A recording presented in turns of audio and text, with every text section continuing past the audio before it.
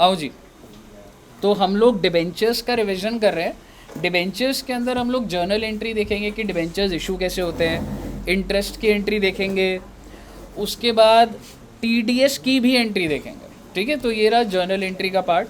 फिर एक discount on issue of debentures था, उसमें क्या होता है वो देखेंगे। और क्या था डिबेंचर्स में, टॉपिक याद करो। एक था कोलैटरल सिक्योरिटी, सर एक नॉमिनल करके जो पहली बार देखा था मैंने। और कोई टॉपिक नॉमिनल। रिडेम्पशन। तो एक था issue of debentures for other than cash. आपको एक चीज़ बताता हूँ, जो एग्ज़ाम में आने के चांसेस होते हैं ना, जो देखा गया है, एक तो बच्चे ये वाला टॉपिक इम्पॉर्टेंट है और एक कोलैटरल वाला इम्पॉर्टेंट है। ऐसा नहीं है कि बाकी नहीं आते, ऐसा मत लीजिए, इस चीज़ को लेना। जर्नल एंट्रीज भी आ सकती हैं और कन्वर्जन वाला भी आ सकता है, बट जनरली ये दो दिखते हैं। ठीक है, आइए अब मैं आपके साथ शुरू करता हूँ डिबेंचर्स की कहानी। तो एक एग्जाम्पल बनाते हैं। अच्छा, पहले एक हम लोग टॉपिक वाइज करते हैं, मैं ये वाला कराता हूँ, issue of debentures for other than cash. सबसे पहले मुझे डिबेंचर्स के कुछ कैरेक्टरिस्टिक्स बता दो। डिबेंचर्स जो होता है वो कंपनी इशू करती है, क्यों इशू करती है? पैसे की ज़रूरत होती है। बड़ी सिंपल सी बात है कि अगर किसी कंपनी को फंड्स की ज़रूरत होती है तो बेसिकली वो पब्लिक के पास जाती है पैसा उठाने के लिए, और अगर फंड्स चाहिए तो बेसिकली वो क्या कर देती है, इशू ऑफ डिबेंचर्स।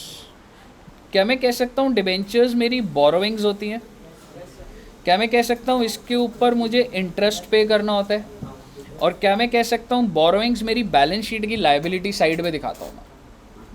ठीक है जी, डिबेंचर्स हमारी बोरोविंग्स होती हैं, हमें उसके ऊपर इंटरेस्ट पे करना होता है और वो बैलेंस शीट में लायबिलिटी साइड पर दिखता है। सर एग्ज़ाम में ये जो मैंने पहला टाइप आपके साथ शुरू करा है, इसकी कहानी बनाते हैं।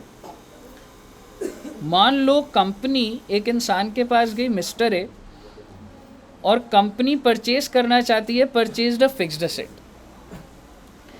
कितने रुपए का फिक्स्ड एसेट है? 12 लाख रुपए का। कंपनी के पास अवेलेबल कैश सिर्फ और सिर्फ 6 लाख का है। लेकिन ये जो मिस्टर ए है, इसको क्या आप 6 लाख रुपए देके एसेट खरीद लोगे? ये कितने रुपए मांगेगा आपसे? 12 लाख। पर हमारे पास कैश कितना है? 6 लाख। जो बचे हुए 6 लाख हैं उसके ये क्या इशू कर देगा? डिबेंचर। इसी को बोला जाता है कि ये इशू तो करेगा लेकिन उसके बदले इसको कैश नहीं मिल रहा। हेडिंग क्या है? Issue of debentures other than cash. I am issuing my debentures but मुझे कैश नहीं मिल रहा।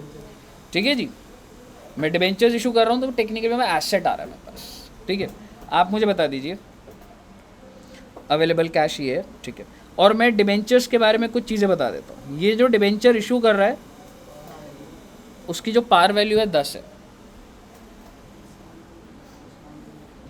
उसका जो इशू प्राइस है वो अलग अलग हो सकता है। 3 केसेस कराऊंगा आपको, समझ रहे हो सकता हो सकता है इशू प्राइस हो 10 रुपये, हो सकता है इशू प्राइस हो 15 रुपये, हो सकता है इशू प्राइस हो, और आप इशू प्राइस को मार्केट प्राइस लेके चल सकते हैं। इशू प्राइस होता है जिस प्राइस पे मैं आपको दे रहा हूँ वो मार्केट वैल्यू है। अगर 10 रुपये ही है, क्या मैं कह सकता हूँ पार वैल्यू भी यही है और मार्केट वैल्यू भी यही है? यहाँ पर आप मुझे बताइए, पार वैल्यू तो 10 है, सिक्योरिटी प्रीमियम कितने का हुआ? और यहाँ पर डिस्काउंट कितने का हुआ? तो पार वैल्यू 10 है, अगर मैं इशू इतने पे कर रहा हूँ तो डिस्काउंट और प्रीमियम है। ये सारी बातें सेटल्ड है। 1 मिनट बच्चों, लो बैटरी हो रहा है, 1 सेकेंड बच्चों।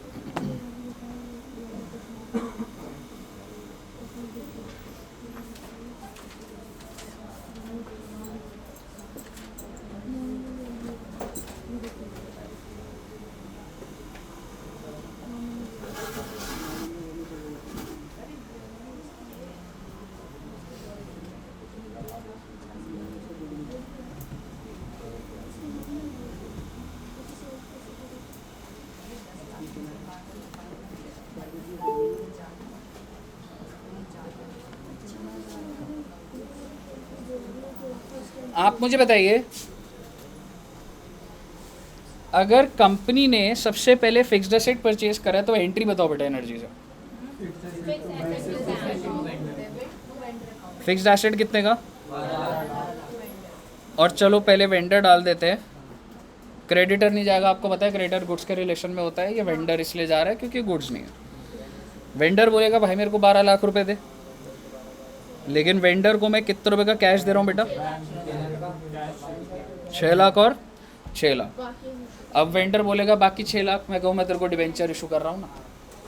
और जिसके अंदर सबसे पहला केस है कि जब मैं उसको डिबेंचर इशू कर रहा हूँ तो उसकी पार वैल्यू भी 10 है और उसका इशू प्राइस भी 10 है, तो मैं बोलूँगा देख भाई वेंडर, तेरे को 6 लाख देने हैं, तेरे को 6 लाख दूंगा, लेकिन आप मुझे बता दीजिए आपके हिसाब से नंबर ऑफ डिबेंचर्स कितने इशू करूँ बेटा? 60,000। इसको देना कितना है? 6 लाख। डिवाइड किससे करूँ? 10। पार वैल्यू है या इशू प्राइस है? इशू प्राइस है। इशू प्राइस है भाई साहब, डिवाइडेड बाय 10, तो ये 60,000 क्या आया? Number of debenture. तो इसका मतलब 2% डिबेंचर्स, कितने डिबेंचर निकले बेटा? पार वैल्यू कितनी? 6 लाख। सेट है कहानी। ये पहला केस है। अगर मैंने इसको देना कितने रुपए? 6 लाख रुपए देना है, लेकिन मेरा एक डिबेंचर की वैल्यू अब कितनी है? तो जब मैं उसको एक डिबेंचर दूंगा तो बोले मैं तो 15 रुपए दिए, तो आप मुझे बता दीजिए उस हिसाब से नंबर ऑफ डिबेंचर कितने? गुड सर जी, देना तो उसको 6 लाख है, लेकिन डिवाइड 15 से होगा सर जी। क्यों जी? मार्केट वैल्यू जो है, और अगर मार्केट वैल्यू ये है तो बेटा 40,000 डिबेंचर्स आ रहे। लगे हाथ इसका भी निकाल दो, फिर एंट्रीज देख लेंगे। 6 लाख डिवाइडेड बाय 8, आप समझ रहे हो ना मैं हर बार क्यों कर रहा हूँ? कितने डिबेंचर्स निकलेंगे? 75,000। गुड। मुझे बता दीजिए ये निकालना इंपॉर्टेंट है, ये सबको समझ आ गया? अगर आपको ये समझ आ गया तो बेसिकली या तो आप ये वाली एंट्री डालते ऊपर वाली, या फिर आप क्या करोगे, वेंडर को बेटा 6 लाख देने हैं, परसेंटेज डिबेंचर आप बता सकते कितने डिबेंचर थे? 40,000 थे ना, और इसको हमेशा मल्टीप्लाई किससे करूँगा? पार वैल्यू से, और जो एक्स्ट्रा है वो एसपीआर में चला जाएगा। एसपीआर कितने का? 5 का। ये 4 लाख आ गया, ये 2 लाख। और अगर सर जी मैंने डिस्काउंट पे करा होता तो भाई वेंडर को कोई मतलब नहीं, वेंडर कहेगा मेरे को तो आपने 6 लाख रुपए देने हैं। परसेंटेज डिबेंचर, कितने डिबेंचर इशू करे थे बेटा? 8 से मल्टीप्लाई करूँ ना, हमेशा पार वैल्यू से बच्चे। सर जी डिस्काउंट को डेबिट करोगे आप 1 लाख। सर 1,50,000 कैसे आया बेटा? 75,000 डिबेंचर, 2 रुपये का डिस्काउंट। ये आपका पहला कॉन्सेप्ट हो गया जिसमें आपने डिबेंचर्स को इशू करा है for consideration other than cash. कोई दिक्कत यहाँ तक?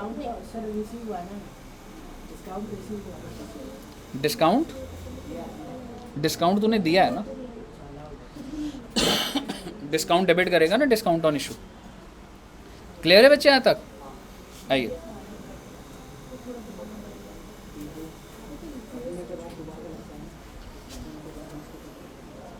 सर, इसके बाद अब मैं आपके साथ जर्नल एंट्री की बात कर रहा हूँ, और शेयर कैपिटल के अंदर हमने बहुत एप्लीकेशन अलॉटमेंट करा हुआ है, वहीं पे डिस्कस करूँगा। यहाँ पर तो मैं ब्रॉडर लेवल पे बात करूँगा जर्नल एंट्रीज की जो बात होगी। आइए ज़रा, और अच्छी बातें करूँगा प्लीज़।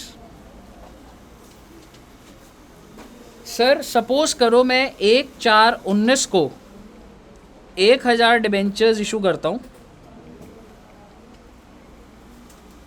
जिसकी पार वैल्यू 10 है। अब ठीक है मैडम? नहीं वो ना बाहर जा रहा है, फिर वो ना अपने आप उधर हो जाता है। ठीक है, एप्लीकेशन पे 4 रुपये, अलॉटमेंट पे 3 रुपये और 2 रुपये का प्रीमियम। यार पहले ना इंटरेस्ट समझाना, तुम्हें पहले इंटरेस्ट बताऊं। चलो पहले एंट्रीज कर लेते हैं। फाइनल कॉल भी 3 रुपये। मेरे को बताइए पार वैल्यू की बाइफर्केशन होगी, प्रीमियम हो गया? अब आप मुझे बता दो 1/4 को ओवर सब्सक्रिप्शन, अंडर सब्सक्रिप्शन, सारी शेयर कैपिटल की बात है, यहाँ पर मेन एंट्री की बात है। पब्लिक ने अप्लाई करा और 1000 डिवेंचर ये अप्लाई करे, पहली एंट्री बता दीजिए क्या डालूंगा। 2 डिवेंचर कितने रुपए बच्चे? 1000 इंटू 4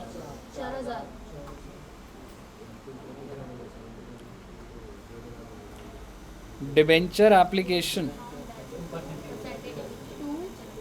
परसेंटेज डिबेंचर्स, और जब ये परसेंटेज डिबेंचर होता है ना तब जाके एक्चुअल लाइबिलिटी बन जाती है। जैसे शेयर कैपिटल में होता था ना 2 कैपिटल जब करता है तब होता है। तो कितना रुपए? अगला मैं कॉल्ड अप करूंगा, पहले तो पैसे आ रहे थे लेकिन अभी कॉल्ड अप करूंगा। कॉल्ड अप करने के लिए क्या एंट्री डालूं?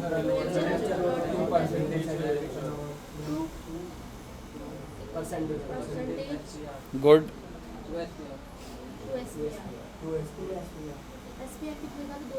एसपीआर 2 रुपए का था। कितने डिबेंचर थे? 1000।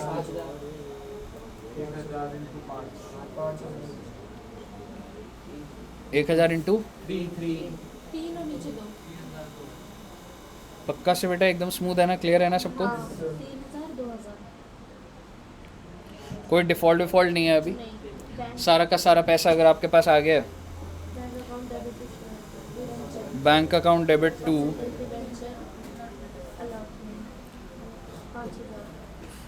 डिफ़ॉल्ट की बात यहीं कर लेता हूँ। मान लो अलॉटमेंट में डिफ़ॉल्ट हो गया होता तो मान लो 5000 की जगह 3000 मिले होते तुम्हें, तो क्या करता?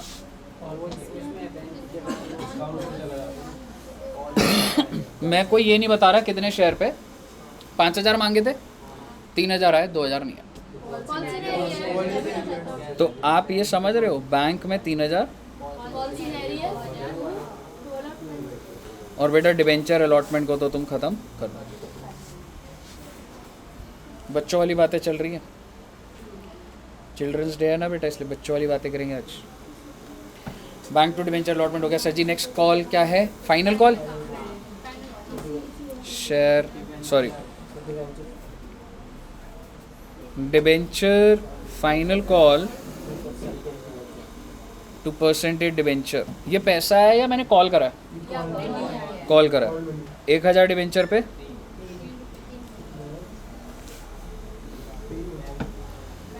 और जरा एक पॉइंट यहाँ पे कॉल्स इन एरियस का मैं डाल रहा हूँ। 200 डिबेंचर होल्डर्स फेल्ड टू पे फाइनल कॉल। पहली एंट्री में कोई चेंज आएगा? कोई चेंज नहीं आएगा भाई साहब। पैसा जब मैं मंगा रहा हूँ तब तो मैं पूरा पैसा ही मंगाऊंगा ना, ये तो जब मैं रिसीव करूँगा तो प्रॉब्लम आएगी। बेटा बैंक में कितने डिबेंचर्स पे पैसा आएगा? 3 रुपये। जो पैसा नहीं आया बेटा वो कॉल्स इन एरियस बन जाएगा। इसका मतलब कभी नहीं मिलेगा, नहीं, एसेट ही है ये, डेबिट कर रहा हूँ, एसेट ही है। 200 पे कितने रुपये बचे? Very good. और 2 डिबेंचर फाइनल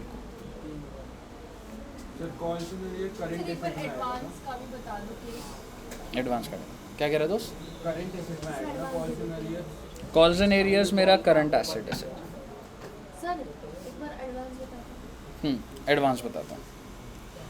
एक बात बताओ, अगर मैं तुम्हें बोलूँ, अच्छा पहले एक बार बता दो यहाँ तक सॉर्टेड है? सर मामा आए हैं, बच्चे क्या आपने बोला ना? मामा जी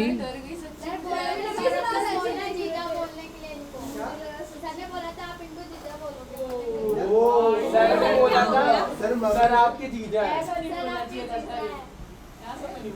जागृति मैम आपकी सिस्टर नहीं है? जागृति मैम सिस्टर नहीं है?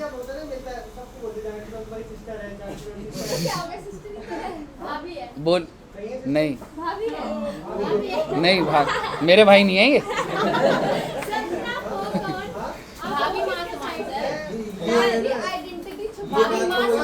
नहीं पर मैं इनके साथ कोई रिश्ता नहीं रखना चाहता, ये दूसरी साइड के ठीक है।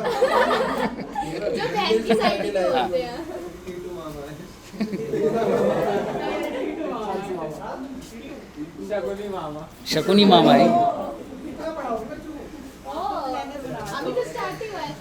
ठीक है आ जाओ।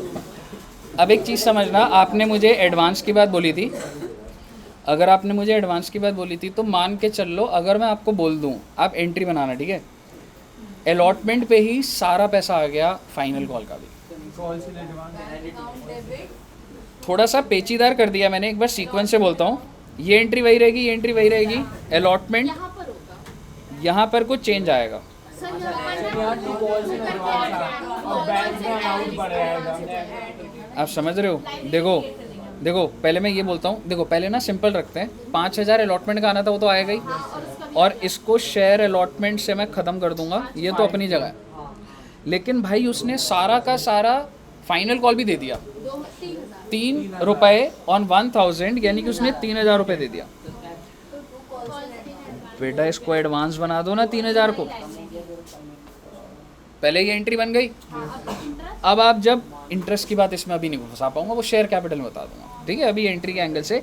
अब जब आप फाइनल कॉल मंगाओगे, अच्छा मंगवाऊं या मंगवाऊं ही ना, मंगवाऊंगा तो सही, मतलब एक ड्यू, नहीं तो परसेंटेज डिबेंचर तो क्रिएट ही नहीं हुआ ना अभी तक। मैडम परसेंटेज डिबेंचर तो क्रिएट ही नहीं हुआ ना अभी तक। डिबेंचर फाइनल कॉल सर ऐसे नहीं कर सकते कि हम यहीं पे कॉल्स इन एडवांस को भी debit मैडम अगर डेट अलग होएगी तो फिर इसकी अगर मंगाने की डेट ही अलग है तो हो सकता है। नहीं, यहाँ पे इसमें डेबिट नहीं कर सकते फाइनल कॉल को हम यहाँ पे, मतलब अगर कहाँ पे? यहाँ पे कह रहे हो? नहीं नहीं यहाँ पे नहीं, इस वाली एंट्री में नीचे वाले में ना एडवांस डेबिट करके नहीं कर सकते, कर सकते। अभी मैं नहीं कर रहा उसको, ये मैंने कॉल कर लिया। आप मुझे बताइए कुछ पैसा आएगा आपके पास? कॉल्स इन एडवांस 3,000 डेबिट, पैसा नहीं आने वाला, तुम्हारी लायबिलिटी आज खत्म हो जाएगी। और क्रेडिट क्या कर दूंगा? Debenture final call. बताइए क्लियर है आपको? हालांकि एडवांस लेवल बोल देता हूँ, अगर यहाँ तक आपने बात कर ली है, शेयर कैपिटल चैप्टर में हम लोगों ने कॉल्स इन एडवांस की बात करी थी, और कॉल्स इन एडवांस जो है वो जब मैं ड्यू करता था वहीं पे काट देता था, ठीक है। जो बच्चे रिलेट कर गए वो कर गए, नहीं तो शेयर कैपिटल में बात हो। मुझे बताइए क्लियर है बच्चे? सर इसके बाद सर ये एंट्रीज के बाद क्या था? बस बेटे आपको कई इलस्ट्रेशन ऐसे एंट्रीज वाली मिलेंगी। बच्चा पता है फंसता का है, मैं आपको बताता हूँ, जो आपके डाउट्स आते हैं ना, मैं उस चीज़ पे थोड़ा सा बताता हूँ। ₹50 lakhs और ना पार वैल्यू दी होती है 100 ईच। आप मुझे बताइए नंबर ऑफ डिबेंचर्स कितने हैं?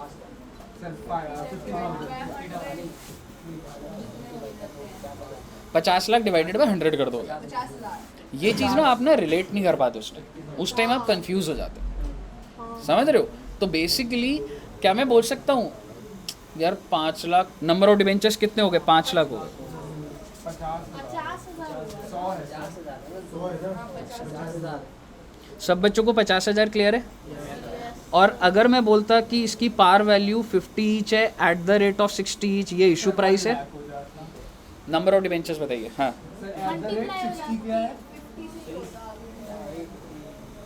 ये पार वैल्यू है और ये इशू प्राइस है, और आप मुझे नंबर ऑफ डिबेंचर्स बता दीजिए।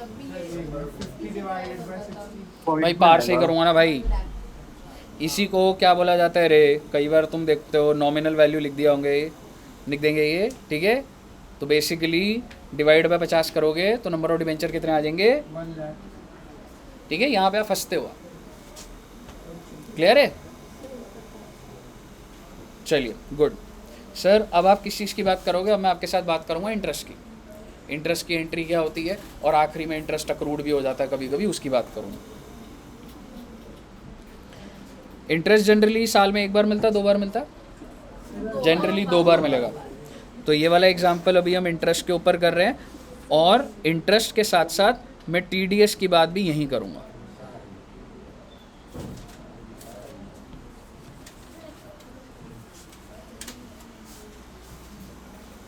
एक 4/19, number of debentures 1000, par value 10, issue price 12।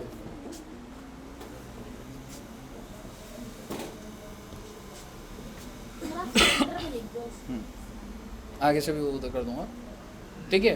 तो नंबर ऑफ डिबेंचर्स है बेटा 1000, पार वैल्यू है 10, इशू प्राइस कितना है जी? 12। और अगर मैं आपको बोलूं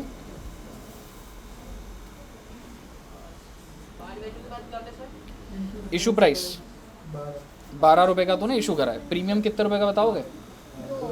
2 रुपये। दूसरी बात मैं आपको बोल रहा हूँ, रेट ऑफ इंटरेस्ट है 12% पर एनम, साल का 12% ब्याज है। 12% किसके ऊपर निकालते हो? पार वैल्यू पे। Interest is always calculated on par value.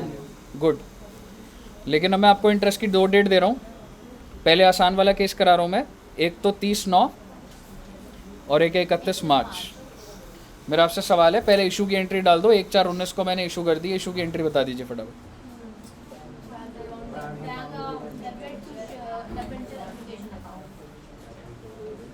क्या होता है? 2 डिबेंचर एंड अलॉटमेंट। हाँ, एप्लीकेशन अलॉटमेंट के अंदर कितना अमाउंट? नहीं 1 लाख, नहीं 12। और अगली एंट्री बेटा? Debenture application allotment, percentage debenture और 2 SPR।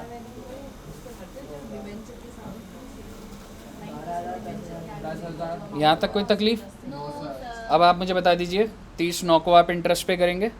ये इंटरेस्ट की पेमेंट डेट है कि ड्यू डेट है? ड्यू डेट है। मैं एज्यूम कर रहा हूँ कि जो ड्यू डेट है वही पेमेंट डेट है। आज के दिन ही ड्यू करूँगा, आज के दिन ही पेमेंट करूँगा।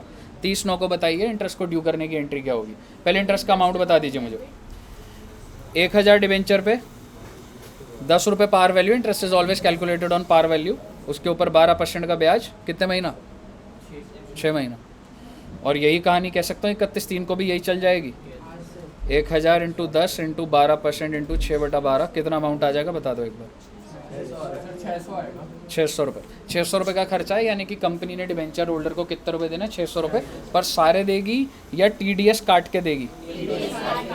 TDS काट के। TDS होता है भाई साहब, आप डिबेंचर होल्डर हो, आपको इनकम हो रही है, इनकम के ऊपर टैक्स लगता है, और मैं जितना भी अमाउंट आपको दे रहा हूँ उसका 10% काट लूँगा। पेपर में आपको रेट ऑफ TDS दिया होगा। नहीं दिया होगा तो आपको खुद से एज्यूम करके नहीं करना, ठीक है? आइए एंट्री डालते हैं। दिया होगा तो TDS काटेगा यार, उससे ना कन्फ्यूजन। अगर TDS की बात ही नहीं कर रहा ना, मत करना, समझ रहे? कॉम्प्लिकेट करने वाली बात है। हाँ जी, इंटरेस्ट ऑन डिबेंचर्स। बेटा खर्चा कितने का है? डिबेंचर होल्डर को कितना दोगे? 600 दे दोगे? नहीं, 540। समझ आ गया ना? 10% ऑफ 660 रुपये, 540 उसको जाएगा। TDS पेबल, बिल्कुल। पहले लाइबिलिटी होती है मैडम। ये दिस अभी तो मैंने ड्यू ही करा। अच्छा, ये TDS अभी कट फिर नेक्स्ट एंट्री में आप नेक्स्ट एंट्री में पे कर दूंगा। तो जब मैं पे कर दूंगा तो लाइबिलिटी खत्म हो जाएगी। ये भी आपकी लाइबिलिटी है, ये भी आपकी लाइबिलिटी है। अगली एंट्री में आप क्या कर दोगे? डिबेंचर होल्डर को 540 पे कर दोगे तो ख़त्म कर दोगे। TDS पेबल 60 रुपये। हालांकि इसकी डेट अलग हो सकती है। जनरली आपको बता देता हूँ, जिस भी महीने में TDS कटता है अगले महीने की 7 तारीख को पेमेंट होती है उसकी। इसके ऊपर 8-9 लेक्चर इंटर के अंदर ही लगता है, तो ये तो जरा सा बेसिक सी बात हो रही है सिर्फ।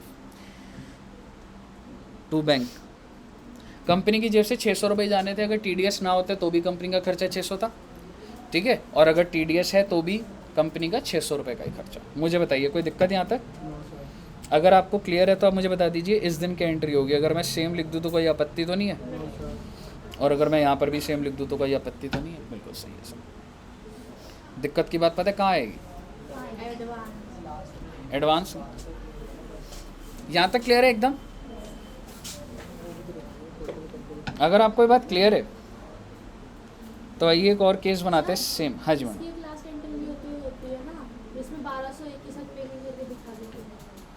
अगर साल में एक ही होता आप डिबेंच, चलो मैं, हाँ इसको मैं कहाँ ट्रांसफ़र कर दूंगा? सर, ये राइट ऑफ सारी चीज़ों को करते हैं ना मैडम जो एक्सपेंस होता है ना उसको करते हैं। सर, ये ज़रूरी होता है, बिना बोले ना बोले हमेशा हमें राइट मैडम अगर जर्नल एंट्रीज है डिबेंचर का तो कर दो तो बेटर रहेगा। डिप्रिसिएशन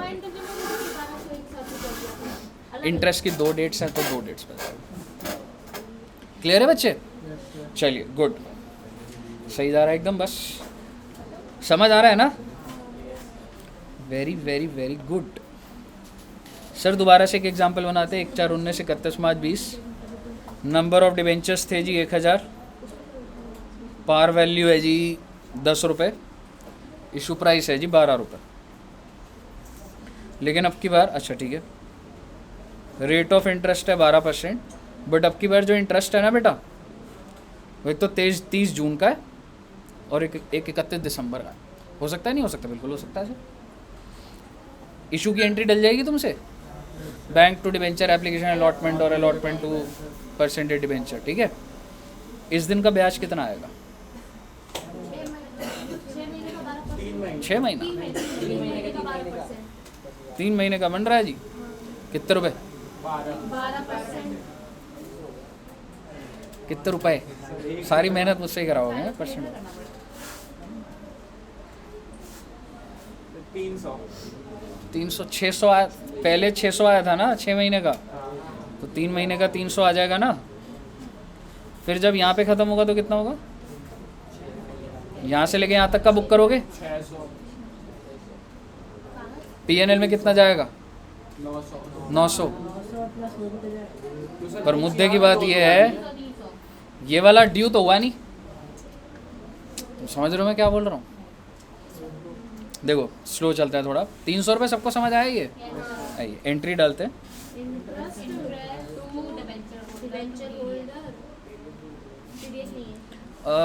डाल देते हैं चलो। हाँ 270 टू TDS पेबल। पेमेंट की एंट्री डल जाएगी ना बेटा? लेकिन फिर भी मैं PNL को ट्रांसफ़र करने की डाल देता हूँ। PNL to interest on debenture कितना?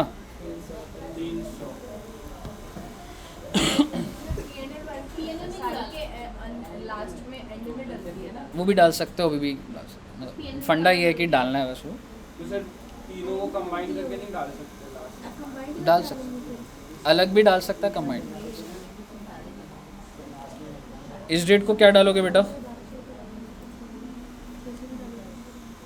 टू डिवेंचर होल्डर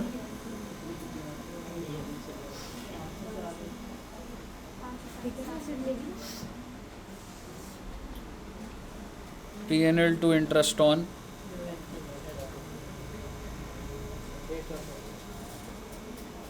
मेरा आपसे सवाल है, आपने PNL में टोटल खर्चा कितना डाला है? 900 पर एक्चुअल में खर्चा कितना है?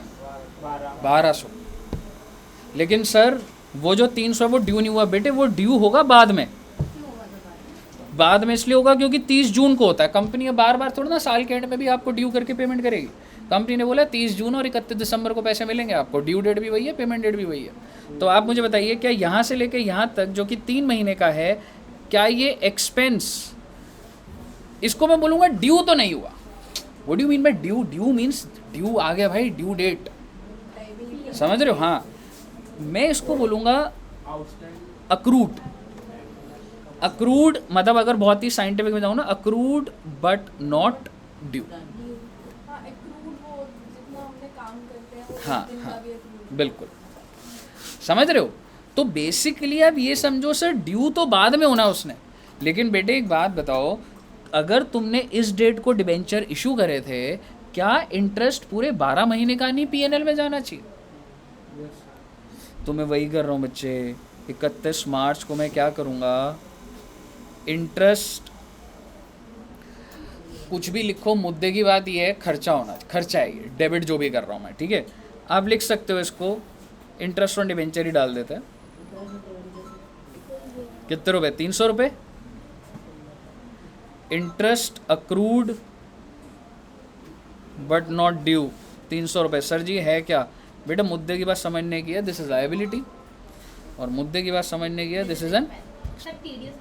आप TDS यहाँ पे डाल सकते हो, ठीक है। अगर डाल भी दोगे तो 2 वो हो जाएगा, बट इस पॉइंट पे डलता नहीं है, पेपर में भी ऐसे आएगा, नहीं तो मैं और TDS की बात नहीं। सर ऐसा आता है पेपर में? अक्रूड वाला आ सकता है, अक्रूड वाला पेपर में आई थिंक है आपके इसमें, इफ़ आई एम नॉट, अगर हो सकता है। एंट्री नहीं होगी, मतलब ड्यू हो गया तो पेमेंट नहीं। पेमेंट ना बच्चे 30/6 को होनी है, अच्छा तो इसमें नहीं डलेगा, इसमें नहीं। ड्यू करके छोड़ दो। ये ड्यू liability करके। है ना सर, टू इंटरेस्ट अप्रूव। हाँ, और फिर इसको तुम ट्रांसफ़र कहाँ कर दोगे? PNL to interest on debentures. Sir ये उसकी तरह नहीं है जैसे फाइनल अकाउंट में आउटस्टैंडिंग है। हाँ हाँ हमारे इस साल का जो खर्चा है लायबिलिटी है यार, मतलब 3 महीने का देख तू खर्चा रिकॉर्ड कर रहा है।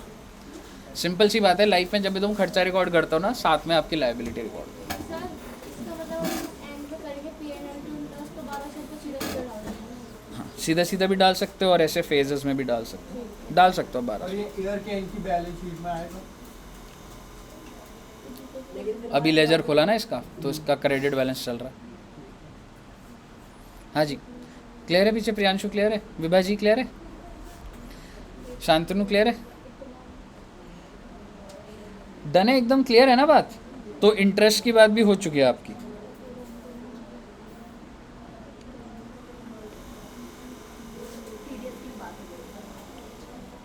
इंटरेस्ट हो गया, टीडीएस हो गया। आइए मैं डिस्काउंट की बात करता हूँ, लेकिन आपको याद होगा डिस्काउंट नहीं होता ना। नहीं, शेयर्स पे होता था, डिस्काउंट पे नहीं हो सकते, डिवेंचर्स तो हो सकते। अब ना कुछ एक कॉमन मैंने कुछ ना तुम्हें सिखाया था, issued at par, redeemable at premium, याद है? सर रिडम्पशन है ना? डिस्काउंट नहीं होता शायद। वो भी हो जाएगा, ठीक है। अब ना एक कॉमन देखना, नंबर ऑफ डिवेंचर्स 1000 है, पार वैल्यू 10 है, प्रीमियम 2 रुपये है, डिस्काउंट 1 है। इशू हो जाएगा डिस्काउंट। तो ना इसकी एंट्री आप बनाना, ठीक है। इसलिए लास्ट में क्या लिखा है प्रीमियम के बाद? डिस्काउंट 1 रुपये का, प्रीमियम और डिस्काउंट दोनों एक नहीं है। रिडेम्पशन भी हो सकते हैं, वो अभी बनाऊंगा, ठीक है। प्रीमियम और डिस्काउंट दोनों नहीं है, ये कॉमन डेटा है। अगर मैं नीचे बोलूँगा इशूड एट प्रीमियम या इशूड एट डिस्काउंट, तो वो ऊपर उससे रिलेट हो। Issued at par, redeemable at par. मेरा आपसे सवाल, इशू के टाइम की एंट्री बता दीजिए। Application allotment. ज़्यादा लंबा नहीं जाऊंगा, सीधा परसेंटेज डिबेंचर बनाऊंगा। बैंक टू परसेंटेज डिबेंचर कितने रुपए? 10,000। सर ड्यू नहीं किया था। नहीं मैडम, लंबा वो ड्यू करके फिर वो कट जाएगा अपने आप। सर पेपर में तो वैसे ही करेंगे। पेपर में ड्यू कर देना, ठीक है। हाँ जी, ड्यू क्यों कर देना? ये वाली में तो पहले बैंक की एंट्री होती है, फिर ड्यू होता है ना। नहीं वो डिबेंचर एप्लीकेशन आता है ना, फिर डिबेंचर एप्लीकेशन टू डिबेंचर, पहले तो लेकिन फर्स्ट में बैंक वाली है। बैंक टू डिबेंचर एप्लीकेशन होता है ना। कैसे कर सकते हैं हम? ड्यू नहीं, बैंक टू डिबेंचर, ड्यू नहीं, बैंक टू डिबेंचर एप्लीकेशन। तो ये वाली एंट्री समझ आई पहले बच्चे, बैंक टू डिबेंचर। अब आप मुझे बताओ रिडेम्पशन के टाइम पे क्या एंट्री डालोगे?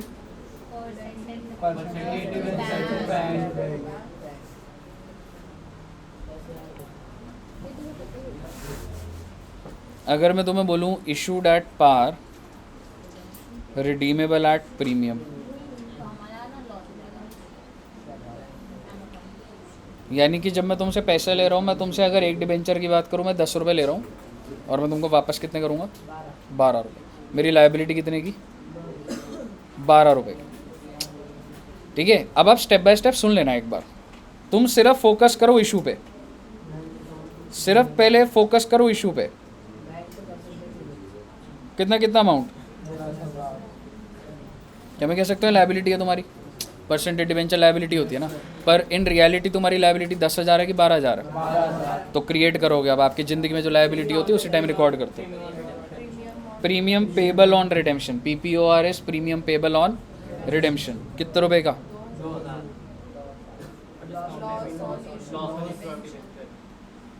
डेबिट क्या कर दूंगा? आप इसको लॉस ऑन इशू लिखो या आप इसको डिस्काउंट ऑन इशू लिखो। प्रीमियम पेबल ऑन रिडेम्पशन, कोई फ़र्क नहीं पड़ता इससे। इसको पे नहीं किया डिस्काउंट। मैडम वो तो आप रिडेम्पशन के टाइम पे करोगे ना, आज तुमने इशू करा है। रिकॉर्ड कर रहे हैं आज। अब मुझे बताओ, जिस दिन मान लो इसका टेन्योर था 5 साल, 5 साल बाद पैसा लेने आएगा डिबेंचर होल्डर, 5 साल बाद की एंट्री डालोगे बेटा रिडेम्पशन की? सर ये 2 वाला ऊपर लिख देना, नीचे बैंक लिख देना। एंट्री बताओ, स्पेसिफिक बताओ। डिबेंचर ये और फिर PPOR 2000 और 12,000 बैंक। टू डिबेंचर होल्डर कर दोगे, डिबेंचर होल्डर टू बैंक कर दोगे। मैं शॉर्ट में कर रहा हूँ। डिबेंचर होल्डर करेंगे। टू डिबेंचर होल्डर की पहले लायबिलिटी बना दो, फिर अगली एंट्री में डिबेंचर होल्डर टू बैंक कर दो, डिबेंचर होल्डर कट जाएगा अल्टीमेटली। मुझे बताइए यहाँ तक क्लियर है? गुड सर, इसके बारे में मेरे को बात करनी है। मेरा आपसे सवाल है, तुमको बहुत अच्छे से पता है बैंक तो मेरा एसेट है, ये मेरी लायबिलिटी है। ये क्या है बेटा? ये भी लायबिलिटी है। लॉस होता है ये। फिर आगे का खर्चा तो अभी से तुम्हें पता होता है ना फ्यूचर नीचे वाला मैं प्रीमियम पेबल ऑन रिडेम्पशन कह रहा हूँ। तो सर वही आगे खर्चा है ना। नहीं, लाइबिलिटी अगर ये आगे का खर्चा है तो मैं उसको क्रेडिट क्यों कर रहा हूँ? एसपीआर तो हम लोग का आगे एक्सपेंस है ना। ये एसपीआर थोड़ा ना है, नहीं जो ये premium इशू करते टाइम थोड़ा ना प्रीमियम लिया तूने, ये तो तू रीपे करते टाइम प्रीमियम है। हाँ जी, प्रीमियम तो फिर हम लोग का खर्चा है तो उसके लिए हम लोग अभी से रिकॉर्ड कर रहे हैं ना लाइबिलिटी। हाँ, तो ये लाइबिलिटी हुआ ना, नेचर। हाँ प्रीमियम पेबल ऑन रिडेम्पशन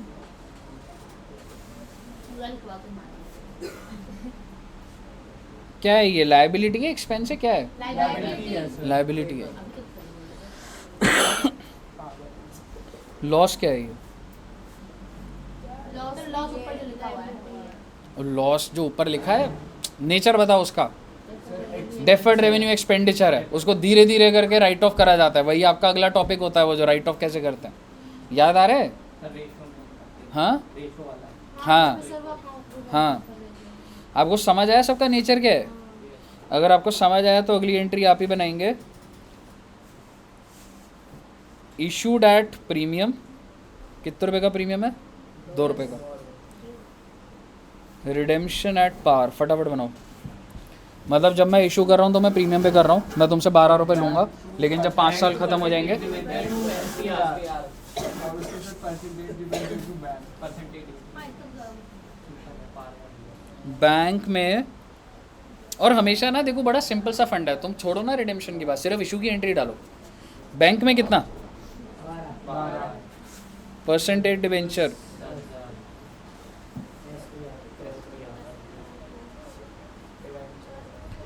मैंने अभी तक कुछ भी रिडेम्पशन की बात करी?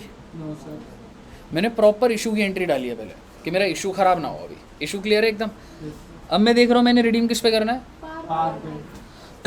Anything needs to be done, क्योंकि जितने की लायबिलिटी है वो बनी हुई है, ये रही 10,000 की लायबिलिटी। जब 5 साल हो जाएंगे तो एंट्री क्या डाल जाएगी? क्लियर है जी? बोलो बेटा, बोलो फटाफट। क्लियर है एकदम? दिमाग में चल रहा है ना एकदम सही से? और अगर मैं इसी को यहीं चेंज कर दूं, चलो अगले में कर देते हैं। अगर मैं आपको बोलूं इशू प्रीमियम पर है, रिडेम्पशन भी प्रीमियम पर ही है, और प्रीमियम का अमाउंट बता चुका हूँ, 2-2 रुपये का। इशू के टाइम पे भी 2 रुपये, रिडेम्पशन के टाइम पर भी है। पहले फोकस करते हैं इशू पर, सिर्फ इशू पे। लॉस ऑन इशू तो दैट्स पार्ट ऑफ रिडेम्पशन, है ना? सिर्फ इशू पे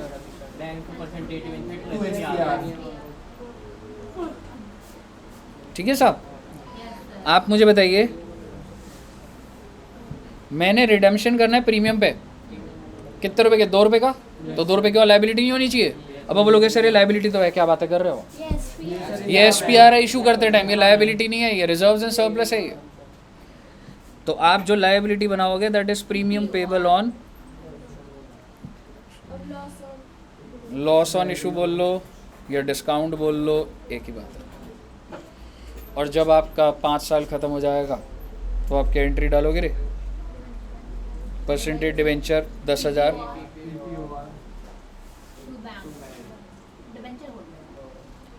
ठीक है madam? Debenture holder to bank. बोलिए, क्लियर है? So easy. एक देते हैं इशू कराए जी डिस्काउंट पर। प्रिया जी ने बहुत पढ़ लिया है। रिडेम्पशन किस पर है जी? प्रीमियम। बना दो बेटे, एंट्री बना दो। पहले हम किस पे फोकस करें? Good. Bank to percentage debenture to, पहले सिर्फ इशू। बैंक डिस्काउंट टू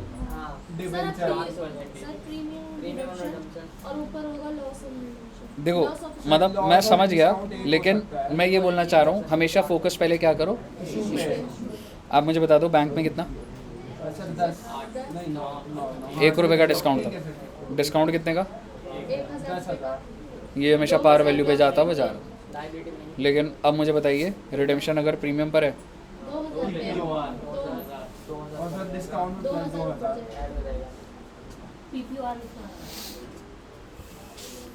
और जब रिडेम्पशन हो जाएगी तो परसेंटेज डिवेंचर पीपीओआर टू बैंक,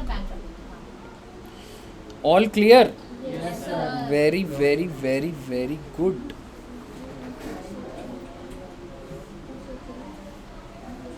अभी भूले नहीं तुम अकाउंट्स, मुझे लगा भूल गए होंगे बच्चे.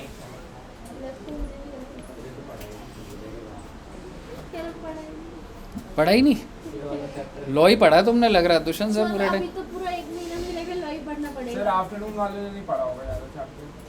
हाँ आफ्टरनून वाले ने क्या नहीं? लॉ. ये वाला chapter. उनका नहीं. आइए सर, इसी हफ्ते मे बी वेंसडे या फ्राइडे का. सर ये सारी बातें हो गई, अब क्या रह गया बेटा? मैं डिस्काउंट के ऊपर आ रहा हूँ. राइट ऑफ हाँ, treatment of discount on issue of debenture, और आप इसको loss on issue of debenture. हाँ sir, collateral security. Last topic collateral.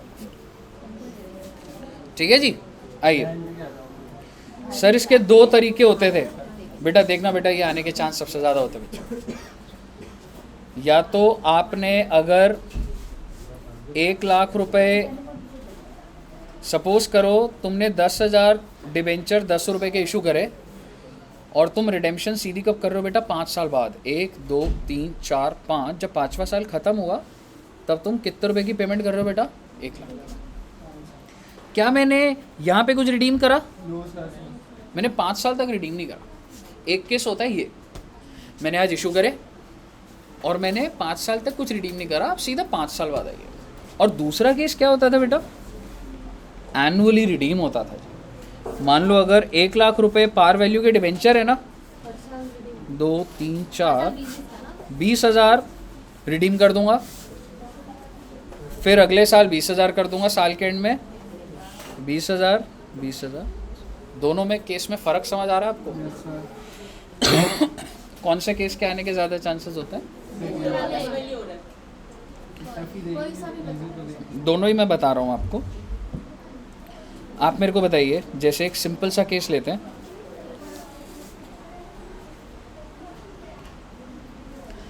Suppose करो, मैं ये पहले वाले केस की बात कर रहा हूँ. पहले तो number of debentures, power value 10, issue price 8. फटाफट बताओ डिस्काउंट कितने रुपए का? टेन्योर है 5 साल, और रिडेम्पशन कब हो रही है? लास्ट में. आप मुझे बताइए पहली एंट्री क्या डालोगे?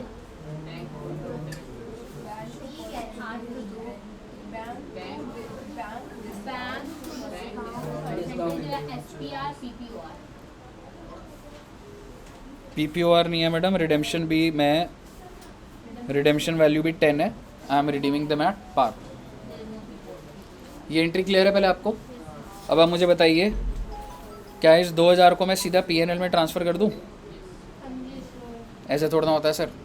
आप इस 2,000 को इसके टेन्योर में बांटोगे, और टेन्योर में बांटने का क्या मतलब होता है? लाइफ कितनी है बेटा? टेन्योर कितना है बच्चे? तो 2,000 को 5 साल में बांटोगे, 400 रुपये आ गया. सिंपल सी बात है. पीएनएल टू डिस्काउंट हर साल करेंगे. हर साल करोगे. जब आपने ये एंट्री डाल दी जब आपने ये एंट्री डाल दी, आपका डिस्काउंट का बैलेंस कितना आ गया? फटाफट बोलो रे. 1600. क्योंकि डिस्काउंट को डेबिट करा 2,000 से, 400 से ख़त्म करा 1600 बैलेंस शीट में दिखेगा आपका. अगले साल दोबारा से 400 कम हो जाएगा पीएनएल टू डिस्काउंट. अगले साल फिर पीएनएल टू डिस्काउंट. 5 साल जब करोगे तो अपने आप वो 0 हो जाएगा. क्वेश्चन कर लेंगे इसके ऊपर. अभी बैलेंस शीट में कहाँ दिखेगा डिस्काउंट? नॉन करंट एसेट के अंदर, अभी आऊँगा उसके ऊपर. बैलेंस शीट में डिस्काउंट क्यों दिखेगा? ये खर्चा है ना जो कि अभी तक राइट ऑफ नहीं हुआ. ठीक है, मुझे बताइए यहाँ तक क्लियर है? अब अगर मैं आपको बोलूँ यहाँ पर, मान लो इस एग्जांपल को थोड़ा इलैबोरेट कर देते हैं. 10,000 डिबेंचर है, पार वैल्यू है 10 की, और इशू प्राइस है 8 रुपये, डिस्काउंट हो गया 2 रुपये. और रिडेम्पशन वैल्यू क्या है जी? 10 ही रुपये कर दो इसमें। Issue price? नहीं रिडम्पशन। हाँ रिडेम्पशन भी 10 ही है, रिडेम्पशन एट पार, ठीक है। इसमें एक टेबल बनता था। हाँ अच्छा एक बात बताओ, इस केस में डिस्काउंट आ कितना रहा है? सर 2 नंबर ऑफ डिवेंचर्स कितने हैं वैसे? 20,000। आई थिंक 10,000 डिवेंचर्स, कितने रुपए का डिस्काउंट है? 20,000। तो सिंपल है ना सर, 10 और 5 साल है, तो 4-4 हज़ार काट दो यहाँ पे। 4-4 हज़ार, क्या बात कर रहे हो, 4-4 हज़ार जाएगा? No sir. 4-4 हज़ार तब जाता अगर आप रिडेम्पशन भी 5 साल बाद करते। इसके अंदर एक सिस्टम था, हर साल जाएगा 20,000। हाँ हर साल आप 20,000 रिडीम कर रहे हैं, और मुझे बता दो अगर आप हर साल 20,000 रिडीम कर रहे हैं तो साल के एंड में यहाँ पर कितना बच जाएगा? हाँ 1 लाख की पार वैल्यू की लायबिलिटी है, 20,000 रिडीम होगा, 80 बचेगा अगले में, अगले में। यहाँ तक क्लियर है पहले? लेकिन आप समझना भी, एक जो पॉइंट है जहाँ पे अटकता है बच्चा वो भी लगाया नहीं है।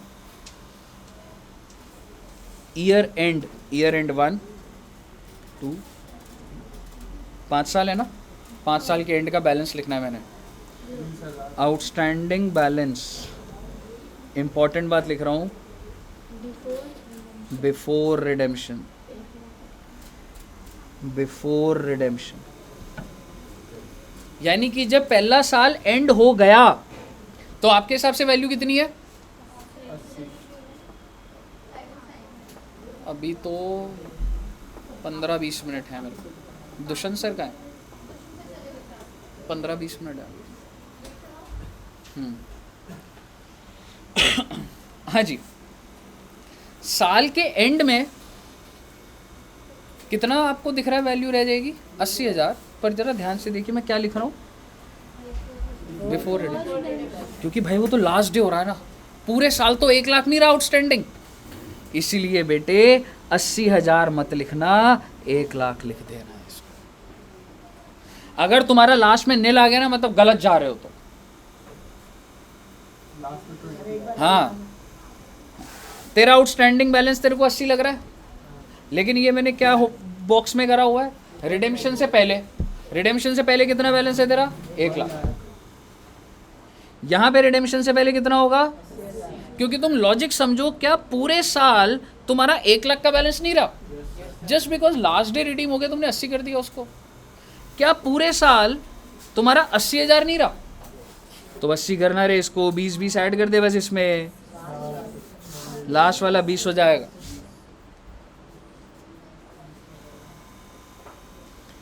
एक 1,80,000, 60,000, 40,000, 20,000। आप मुझे बताइए इसका रेशियो कितना बैठ रहा? 1, 2, 3, 4, 5। नहीं, 5:4:3। हाँ 5, 4, अच्छा ठीक है, सर उल्टा बोल रहा था। 20,000 से डिवाइड कर दो ना इसको, ऊपर वाला 5 आ जाएगा, 4, 3, 2, 1, टोटल कितना बैठ जाएगा? क्योंकि मुझे इस रेशियो में डिस्काउंट को बाइफरकेट करना, बिकॉज इनिशियली अगर आपका आउटस्टैंडिंग बैलेंस ज़्यादा है तो डिस्काउंट का एक्सपेंस भी ज़्यादा होना चाहिए इनिशियली। अब आप मुझे बताइए आपका डिस्काउंट टोटल कितना था? 20,000। You have to bifurcate your discount in this ratio. Sir कैसे? 20,000 टोटल डिस्काउंट है, 5/15। 20,000 टोटल डिस्काउंट है, 4/15। 20,000 टोटल डिस्काउंट है, 3/15।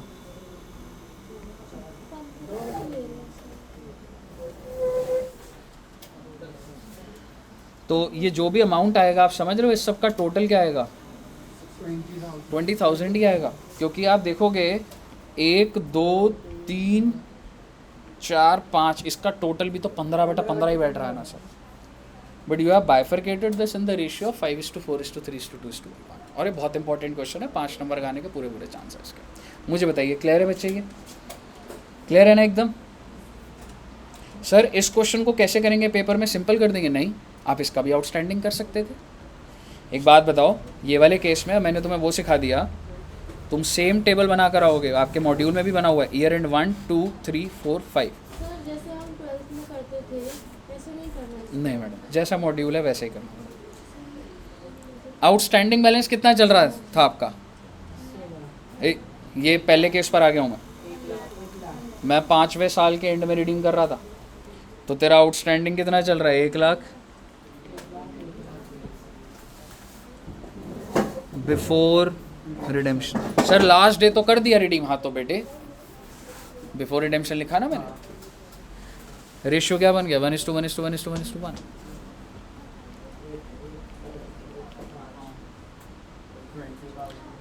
डिस्काउंट था 20,000, तो 20,000 का 1/5।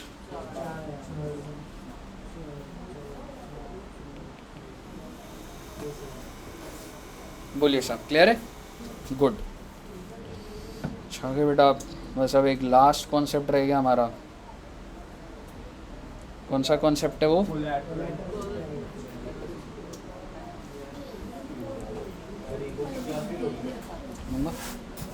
तुम्हारी नहीं है, इनकी है। मार्केट का पहला यूनिट कराना।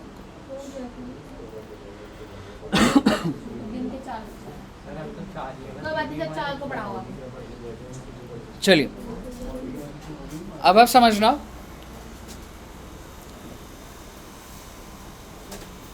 Issue of debentures as collateral security. Sir ji, collateral security का मतलब क्या होता है? Additional security. एक होता है प्राइमरी सिक्योरिटी, एक होता है एडिशनल सिक्योरिटी। प्राइमरी सिक्योरिटी होता है अगर मेरे को घर खरीदना है, मेरे को लोन लेना है, तो बेसिकली जो घर में ले रहा हूँ वो खुद ही सिक्योरिटी होता है कि अगर मैंने पैसा नहीं दिया तो वो बेच देंगे, तो वो तो प्राइमरी सिक्योरिटी हो गया। जैसे आप गाड़ी खरीदते हो ना, कार लोन होता है, तो कार ही गिरवी पर होती है, अगर तुम रीपेमेंट नहीं करोगे तो तुमसे गाड़ी ले ली जाएगी। सर कैश मिलता है क्या? अगर कुछ चीज घर के लिए रखते तो कैश मिलता है? मतलब आपको कैश चाहिए? आपको हमेशा लोन के लिए ना पर्पस बताना होता है, क्यों चाहिए। मैं पूछ रही थी मेरे को क्यों चाहिए होगा सर?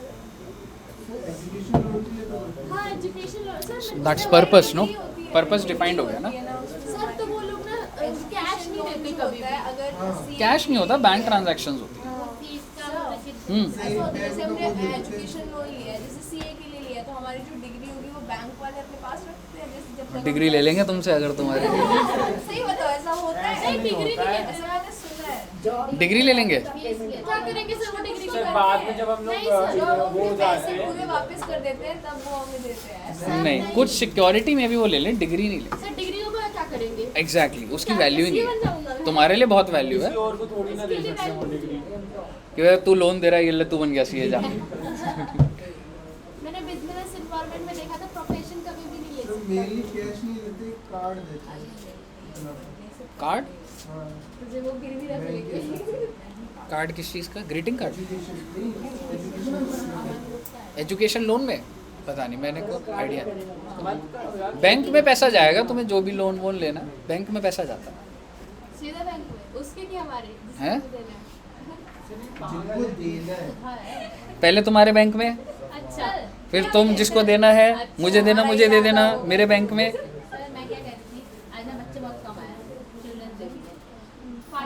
खर्चा भी ज़्यादा नहीं हुआ सर। मैं खर्चा करना चाहता हूँ ज़्यादा मैडम। इको के क्लास के बाद ले सकते हो। अच्छा तो और और ठीक है ना, और हम कम कौन सा कह रहे हैं कि हम उनकी सर देखो पैसे मिंकी यूज़ मैम कर देंगे, कितनी आप मंगाओ तेज है। सर उनको पता भी नहीं चलेगा। चिल्ड्रंस डे मना दिया मिंकी मैम ने। दिवाली हाँ, ये हमारे आईटी के होते हैं, मिंकी मैम नहीं बनाती। इतने तो बच्चे भी नहीं है जितने तो नहीं, ये सारे अपने सब अपने स्कैम 99 सारे क्या है कैम? स्कैम किया है मिंकी मैम ने। दिवाली पार्टी वो हम मिंकी मैम ने नहीं बनाया ये। आपने बनाया है? खाली में आईटी जो देखते हैं हम लोग का फ्रीलांसर, वो बनाता है। उनको हम बस बोल देते हैं चिल्ड्रंस डे का एक बैनर बना दो, फिर उनके पास कुछ भी जाती है? अब वो तो हमने लमसम भेजी हुई है फोटोज कि कुछ भी कभी भी यूज़ करता रहो। मैम ने एक दिन स्टेटस लगाया था मॉक टेस्ट। ये कह रहे मॉक ये टेस्ट अभी शुरू फ्रीलांसिंग नहीं का काम हुआ है सर। सर हमें हायर कर लो, ये तो हम भी कर देंगे। नहीं, और भी चीज़ होती है, SEO है, सारी ये चीज़ें, तो कर सकते हैं ना कम से कम। अगर बट एक डेडिकेटेड होता है ना। सीएम कुछ नहीं बना तो ये हायर कर देना। ठीक है, आइए। हायर कर ले, झाड़ू पोछा करना। सैलरी ठीक है, अब देखना है एक बार issue of debentures as collateral security खत्म करते हैं फटाफट। सर एक कंपनी है, बेसिकली उसको पैसे की ज़रूरत थी, मान लो 1000 रुपये की ज़रूरत थी, और वो बैंक के पास गई और बैंक ने इसको 1000 रुपये दे दिए। मेरे को फटाफट बता दो ये कंपनी क्या एंट्री डालेगी पहले तो। बैंक टू बैंक लोन कितने रुपए बेटा? 1000। लेकिन आपको ये बात बहुत अच्छे से पता है कि बैंक एक तो बोलेगा कि मैं रेट ऑफ इंटरेस्ट चार्ज करूंगा, लेकिन दूसरी बहुत ही इंपॉर्टेंट बात वो बोलेगा सिक्योरिटी। ऑब्वियसली पैसा देने से पहले सारी बातें होंगी, बट फटाफट मैंने एंट्री डलवा दी थी। ये एंट्री होती है लोन की, लेकिन बैंक कह रहा है कि भाई सिक्योरिटी दे। तो एक तो कंपनी ने इसको लैंड एंड बिल्डिंग दी है बेटा, इसको बोला जाता है प्राइमरी सिक्योरिटी। प्राइमरी सिक्योरिटी होता है सर जी अगर मैं आपका पैसा नहीं दूं उसको बेच दें। और दूसरी बैंक कहता है नहीं इतने से तो बात नहीं बनेगी। बैंक कहता है कि कंपनी तू ना मेरे को कोलैटरल सिक्योरिटी भी दे। कोलैटरल होता है एडिशनल। कंपनी ने बोला अब और क्या चाहिए भाई, तो मैं दे तो दिया। तो कोलैटरल सिक्योरिटी होता है कि तू ना कंपनी मेरे को ना इशू करो डिबेंचर्स एज कोलैटरल सिक्योरिटी। आपको इशू करने पड़ेंगे एज कोलैटरल सिक्योरिटी। कंपनी कहेगी बहुत अजीब बात है, मैं तुमसे लोन लेने आई थी और तुम कह रहे हो कि मैं फर्दर और इशू कर दूं लोन के डॉक्यूमेंट्स। तो बैंक ने बोला हाँ, और कितने डिबेंचर? 100 रुपये। डिबेंचर कितने इशू हो रहे हैं बेटा? 100 डिबेंचर। पार वैल्यू कितने के? 10। बेटा इसको करने के होते हैं 2 तरीके। पहली एंट्री तो डलनी है। एक होता है ऑल्टरनेटिव नंबर 1। ऑल्टरनेटिव नंबर 1 कहता है पास जर्नल। आप मुझे बताएंगे क्या एंट्री डलेगी? करेक्ट।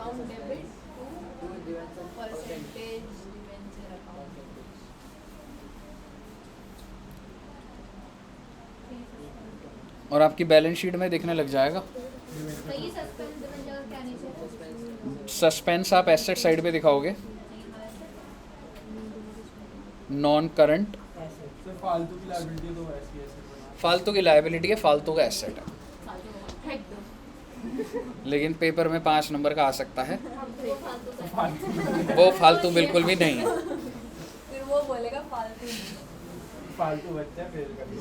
सबसे पहले तुम नहीं करेंगे। ठीक है, तो बेसिकली एक ऑल्टरनेटिव तो ये हो गया कि आपने जर्नल एंट्री पास कर दी, बट सर लॉजिकली बिल्कुल भी नहीं लगता। मैं मार्केट में लोन लेने गया था 1000 रुपये का और मेरी बुक्स में 1000 का एक और हो गया। ओरली सुन लेना बात को। ये होता है कि अगर मैं उसकी रीपेमेंट नहीं करूँगा तो ये डिबेंचर क्रिस्टलाइज हो जाएगा, ये डिबेंचर ओरिजिनल हो जाएगा और मेरे को ये रुपये भी देने पड़ेंगे। तो मेरे को डरा रहा होता है बैंक। दूसरी बात, क्या इस डिबेंचर के ऊपर मुझे इंटरेस्ट देना होगा बैंक को? बेटा ट्रू फॉल्स में आ सकता है ये कि कोलैटरल सिक्योरिटी पे डिबेंचर्स इशू हुए हैं and do I have to pay interest to the bank? No. लेकिन बैंक लोन के ऊपर इंटरेस्ट वो तो चलेगा ना भाई साहब। कुछ भी आता है मैडम, जितनी बातें मैंने आपसे करी है ना ट्रू फॉल्स में वो बातें आ रही हैं। बस मेरी सारी बातें याद करनी थी, बस और कुछ नहीं। पहले बता दे और ध्यान से सुनते स्टार्टिंग। जनरली इसी पे ही होगा और कॉम्प्लिकेटेड नहीं आएगा। सर हो गया सर। एक चीज़ है। दूसरा ऑल्टरनेटिव क्या कहते हैं बेटा? सर बैलेंस शीट में शो कर। वो मत बताओ सर आप। Do not pass journal entry. और बिल्कुल सही ऑल्टरनेटिव है सर। पेपर में आ जाए तो आपको दोनों ऑल्टरनेटिव करने होंगे और मॉड्यूल में लिखा हुआ है कि ज़्यादा लॉजिकल कौन सा है? सेकंड वाला। मोर लॉजिकल सेकंड वाला। आप ये मत सोचिएगा पेपर मतलब मैं किस चीज़ को एंट्री पास ना करने को मैं लॉजिकल ज़्यादा बोल रहा हूँ। कहीं ऐसा ना हो मॉड्यूल में ये ऑल्टरनेटिव 1 हो और तुम सोचो नहीं सेकंड लॉजिकल है। मेथड 1 कौन सा है? Do not pass. तो बेटा मैं इसको चेंज कर देता हूँ, पेपर में कुछ कंफ्यूजन ना हो जाए। This is method number 1, do not pass entry. This is more logical and हाँ। और मेथड नंबर 2 जिसमें जर्नल एंट्री है वो लॉजिकल नहीं। सर ये नहीं लिखना है कि जब क्वेश्चन पूछेगा तभी लिखना है। दोनों ही बता दो, छोटा सा था 5 नंबर का आएगा दोनों चीज, मोर लॉजिकल वाली बात। ये भी लिख दो, ठीक है। उसके बाद इसको मैं डिस्क्लोज कहाँ करना होता है, ये मैं ऑल्टरनेटिव नंबर 1 की ही बात कर रहा हूँ। कहाँ डिस्क्लोज करूँगा बेटा इसको, only disclose in notes to, बच्चे बहुत इंपॉर्टेंट बात बता रहा हूँ, ये पेपर में नहीं लिखोगे तो नंबर कटेगा। नोट्स टू अकाउंट्स में ऑल्टरनेटिव नंबर 1 में तुम्हें लिखने क्या लिखोगे, there is no need to pass any journal entry for issue of debentures as collateral security, however the fact that company has issued debentures as collateral security should be disclosed by the company in notes to accounts. अच्छा account का note होता है। अरे यार क्या बोल रहे हैं sir, long term life There is no need to pass journal entry, journal entry पास करने की जरूरत नहीं है। However the fact should be disclosed in notes to accounts. Side किया है। सर इसको मैं में भेज दो, नया बैच स्टार्ट हो गया है ना। नहीं ये इसने पूछा ना नोट टू अकाउंट्स का गेम ही होता है, तो मेरे को लगा साइंस की होगी। नोट्स टू अकाउंट्स पता होगा मैडम, पता है ना नोट्स टू अकाउंट्स, नहीं पता I am just kidding. Sir बेइज्जती हो रही तो रीडिंग ठीक है। अब इफ़त करिए कैसा लगा मेरा मजाक, वो भी है इसका कुछ नहीं आता। ठीक है। तो basically there is no need to pass any journal entry, the fact should be disclose by the management in notes to account that the company has issued 1000 debentures at par value of ₹10 each, और आपका पूरा का पूरा chapter done है। क्या practice करने की जरूरत लग रही है? चलिए ठीक है बच्चे, वो मॉड्यूल में देखेगा ना, बस वो 2 लाइन जो भी क्वेश्चन में लिखे बस, ठीक है। चलो तो इतना रखते हैं बच्चे, ऑनलाइन सबको क्लियर है? ऑनलाइन में ऑल कूल, बहुत ज़्यादा क्लियर है? Very good, very very very good. तो अब क्या टाइम हुआ अभी? कोई लेडी है यहाँ पे? 3:27, 3:45 पे मिलते हैं बेटा।